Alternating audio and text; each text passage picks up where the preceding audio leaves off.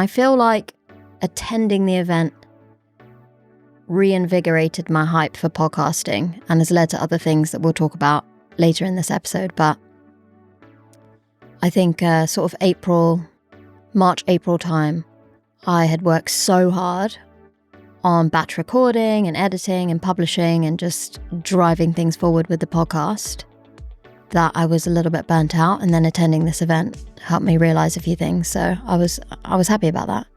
Yeah, I think I agree. And I've been, similarly invested in, I've been employed now to manage effectively a podcast on behalf of other people. And so I've been heavily in the podcast production space. But you're right, when I've been doing that, you do get your head down and you kind of don't step back. And, before when I wasn't doing it full time, I'd watch YouTube videos about it. I'd be listening to podcasts about it. But when you're actually just in the throes of working, you just get your head down. You got the blinkers on, right? So it was great to step back and go and meet other people who are on the same journey. I think that's the biggest thing. Podcasting, for me anyway, even though we do it together, it's a lonely business. Absolutely. You are spending a lot of that time when we're not sitting here in front of each other recording.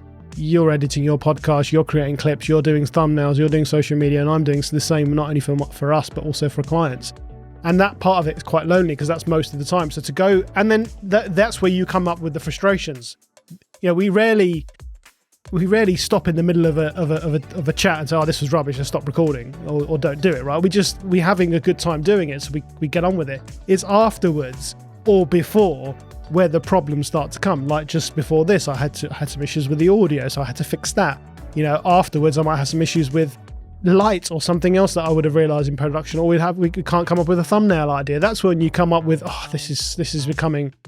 You feel like you're on your own. So to go out there and meet people who are all going through that same journey, they're having the same problems as you.